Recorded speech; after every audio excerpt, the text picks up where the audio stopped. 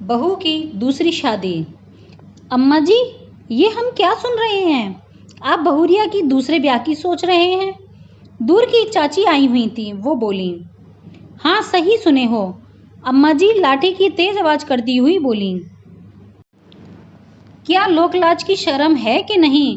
पूरे खानदान की इज्जत मिट्टी में मिलाएगी। आज तक 7 पुश्तों से किसी भी रिश्तेदारी में ऐसा होता सुना है क्या? वो बेचारी बिंदु तो 16 साल की ही विधवा हो गई थी, ना ही कोई बच्चा था, फिर भी पूरा जीवन ऐसे ही हंसी खुशी गुजार रही है। बहुरिया की तो एक छोरी है, लोग क्या सोचेंगे? क्या बोली तू अनीता? लोक लाज गई चूल्हे में। बिंदु हंसी खुशी जीवन गुजार रही है, ये तूने कैसे जाना? कभी उसके पास बैठकर प्यार से हाथ उसके सर पर फिराकर उसे गले लगाकर पूछना, फवक पड़ेगी बेचारी, उसका दुख उसकी आंखों से बह जाएगा।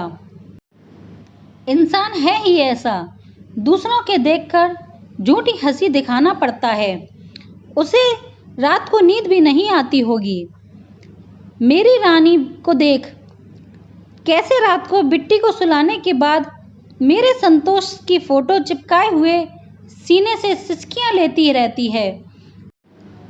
पूरा दिन तो घर के काम और बिट्टी की देखभाल में उसके साथ भाग दौड़ में निकल जाता है, पर ये रात काटे नहीं कटती। जब कोई पास नहीं होता तो मैं भी दमे की मरीज उसके पास नहीं सो सकती। मेरी खांसी से पूरी रात गायब हो जाएगी बेचारी की। जब भी करवा चौथ, छठी तीज या कोई भी त्योहार आता है तो कैसे खुद को उनसे अलग कर देती है कि कोई ये ना कहे कि ये विधवा है। इसका शुभ कार्य में आना ठीक नहीं। जब तक मेरी पूजा नहीं हो जाती मेरे सामने भी नहीं आती है, चाहे मैं कितना भी जिद कर लूं। मेरे संतोष ने तो उसे पलकों पर रखा। ऐसा प्यार करने वाला पति मिलना मुश्किल है, पर किस्मत को कुछ और ही मंजूर था। चला गया हम सबको छोड़कर। बेचारी रानी, उसकी उम्र ही क्या है, 24 साल। उसका दुख देखा नहीं जाता। डेंगू बीमारी ही ऐसी है अम्मा जी। 2 दिन में तो बेचारे मुन्नू ने कुछ नहीं बचा। वो सब तो ठीक है, पर आपको क्या लगता है, क्या बहुरिया के लिए कोई कुंवारा लड़का मिलेगा? वो भी शादीशुदा ही होगा और 2-4 बच्चों का बाप। आपको लगता है वो बिटवा जैसा ख्याल रख पाएगा बहुरिया का? बहुत बुरी है दुनिया। एक विधवा को अच्छा आदमी मिलना मुश्किल है। मेरी मानो अम्मा, तो यहीं रहने दो रानी को, और खराब हो जाएगी उसकी जिंदगी। आप लोगों के बीच सुरक्षित तो है। हम बूढ़ा बूढ़ी कब तक रहेंगे उस बेचारी के साथ? उसके आगे पूरा जीवन पड़ा है। हमारे रहते उस पर कोई भी उंगली नहीं उठा पाएगा, पर हमारे जाने के बाद हर आदमी उसे गलत नज़र से देखेगा। किस किस की नज़रों से बचाएगी खुद को? वैसे ही बहुत सीधी है मेरी रानी। एक आदमी औरत की ढाल होता है।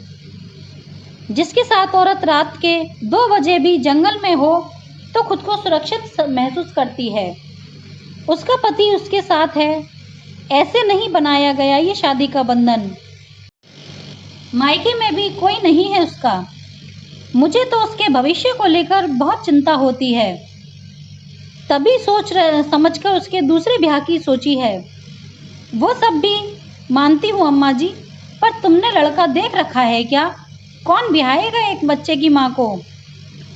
तू मेरी खास है, जिससे मैं दिल की बात कर लेती हूँ। मैं अपने घर में रोज सामने एक लड़के को फटफटिया से आते देखती हूँ।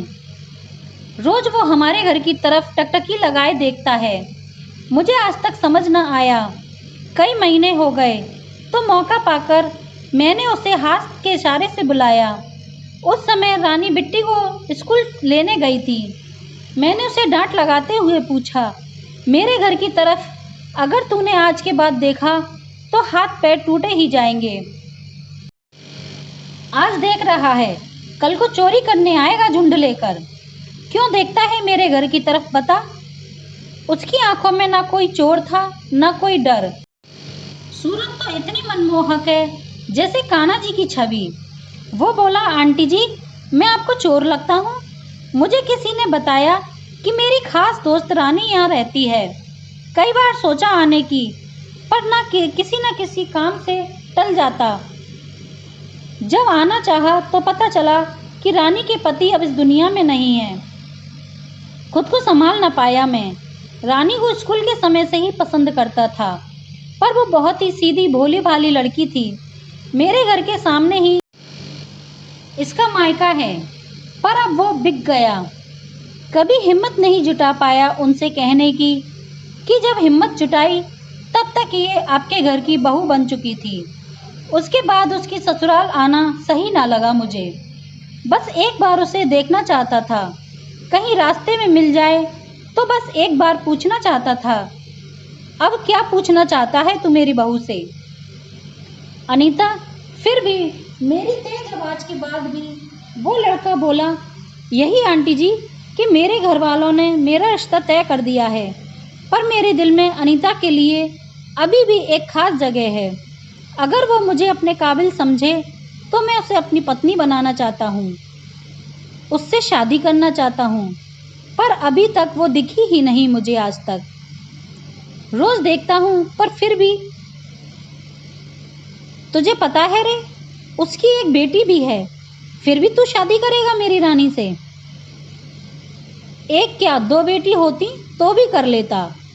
उसके बच्चों को इतना प्यार दूंगा कि वो मुझे छोड़कर कहीं ना जाना चाहें। जिसे आप चाहो उसकी तो हर चीज से प्यार होता है। तो बताइए फिर आंटी, रानी मुझसे शादी करने के लिए हाँ कर देगी ना? आप मनाइए ना उसे। मैं बैंक में काम करता हूँ, उसको अच्छे से रखूँगा। तब तक रानी भी बिट्टी को लेकर आ चुकी थी। रानी की आंखें आंसुओं से लाल थीं। शायद उसने मेरी और उस लड़के की सारी बातें सुन ली थीं। वो कुछ न बोली, बस मेरे सीने से आकर चिपक गई और फबक कर रोने लगी। उस लड़के की आंखें भी नम थीं। वो बस रानी के रोते चेहरे को देखता जा रहा था। मैंने रानी से पूछा, ब्याह करेगी इससे? उसने बस इतना कहा, इनको यानी कि संतोष को नहीं भूल सकती। रानी, मैं तुम्हें अपने पति को भूलने को नहीं कह रहा, बस तुम्हारे दुख को थोड़ा कम करना चाहता हूँ। रानी कुछ भी ना बोली। फिर मैंने सोचा कि इससे ज़्यादा प्यार करने वाला लड़का मेरी रानी को नहीं मिल सकता। फिर मैंने किसी भी की भी परवाह नहीं की। मैं अपनी रानी को इस छोरे से ब्याह कर ही रहूँगी। वाह अम्मा जी, सास हो तो तुम्हारे जैसी। अच्छा मैं चलती हूँ, बस पकड़नी है। आज अम्मा जी तो नहीं हैं, पर वे अपनी बहुरिया के दुख भरे जीवन को सुख में बदल गई हैं।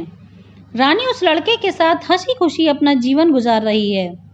और हाँ, ऐसा नहीं कि वो संतोष को भूली है। उसकी तो अलग जगह है उसके दिल में। थोड़ी सी जगह अब उस लड़के ने भी ले ली है, बस। दोस्तों, एक विधवा के ब्याह के लिए आपकी क्या राय हैं? कमेंट में ज़रूर बताएं। धन्यवाद।